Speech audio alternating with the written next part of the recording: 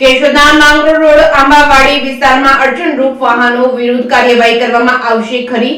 કેશોદ શહેરમાં લાંબા સમયથી ચાલતા અંડરબ્રિજના કામથી ટ્રાફિકની સમસ્યાઓથી શહેરીજનો ત્રાહિમામ પુકારી ઉઠ્યા છે। જિલ્લા કલેક્ટરના જાહેરનામા મુજબ ડ્રાઇવર્સની અમલવારી કરવાની જવાબદારી જેના સીધે છે તે જવાબદાર તંત્ર દ્વારા કડક કાર્યવાહી કરવામાં ન આવતા પેસેન્જર વાહનો અને ખાનગી વાહનોને મન ફાવે ત્યાં પાર્ક કરવા અને મન ફાવે ત્યાં આવવા જવાનો પીળો પરવાનો મળી ગયો છે। કેશોદના માંગરોળ રોડ, શરદ ચોક, આંબાવાડી વિસ્તારમાં વાહનોની અવરજવરમાં અડચણરૂપ રીતે વાહનોનો ખડકલો કરી દેવામાં આવતા સામસામે વાહનો આવી ટ્રાફિક જામ થઈ જાય છે અને જવાબદાર તંત્ર દ્વારા ફાળવવામાં આવેલ પહેરેદારો શોભાના ગાંઠિયાની જેમ શોભાયમાન હોય છે। બપોર પછી અડધાથી વધારે ઘરે હાજર હોય છે ત્યારે માથાનો દુખાવો બની ગયેલ ટ્રાફિક સમસ્યાનું કડકાઈથી કાર્યવાહી કરવામાં આવે નહીં ત્યાં સુધી ઉકેલ આવવાનો નથી। કેશોદના 4 ચોક વિસ્તારમાં એક તરફ રસ્તો ખુલ્લો મૂકવામાં આવ્યો છે ત્યારે ભારે વાહનો અને ખાણીપીણી વાળાઓએ કબજો લઈ લેતા અડધો રસ્તો રોકી દેવામાં આવ્યો છે। વાહન ચાલકો અને રાહદારીઓને અભિમન્યુના 7 કોઠા પાર કરવા જેવી સ્થિતિ સર્જાય છે। કેશોદના 4 ચોક વિસ્તારમાં અંડરબ્રિજનું કામ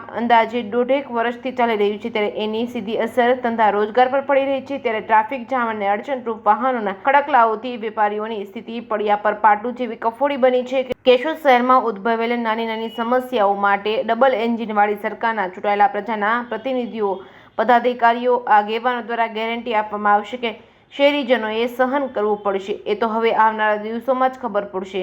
રિપોર્ટિંગ બાય રાજુ પંડ્યા, કેશોદ। કેશોદ હિતરક્ષક સમિતિ રાજુભાઈ પંડ્યા। કેશોદ શહેરના સરહદ વિસ્તારની અંદર અત્યારે 4 ચોકની અંદર ચાલતા અંડરબ્રિજના કામને કારણે ભારે વાહનોનું ડાયવર્ઝન કાઢવામાં આવેલું હોય અને સરહદ ચોકમાંથી આંબાવાડી વિસ્તારમાં થઈ અને જૂનાગઢ વેરાવળ હાઈવે રોડ ઉપર ભારે વાહનો પસાર થતા હોય છે ત્યારે સરહદ ચોક વિસ્તારની અંદર ખાનગી વાહનો છે તેના થપ્પા લાગેલા હોય અને જેની અમોએ અગાઉ પણ ફરિયાદ કરેલી હોવા છતાં કોઈ જાતની કાર્યવાહી કરવામાં આવેલી ન હોય જેને કારણે ટ્રાફિક જામ થવાની સમસ્યા થાય છે। તેમજ તાજેતરની અંદર જ સરહદ વિસ્તારની ભૂવો પડેલો હોય ત્યારે એક બાજુનો રસ્તો બંધ હોય ત્યારે બીજી તરફનો રસ્તો છે તેની અંદર વાહનોનો ખડકલો પડેલો હોય જેને કારણે વાહન ચાલકોને રાહદારીઓને પસાર થવામાં પણ ભારે મુશ્કેલીનો સામનો કરવો પડે છે ત્યારે લાગતા વળગતી સંબંધિત કચેરી દ્વારા કાર્યવાહી કરવામાં આવે એવી અમારી માંગ છે।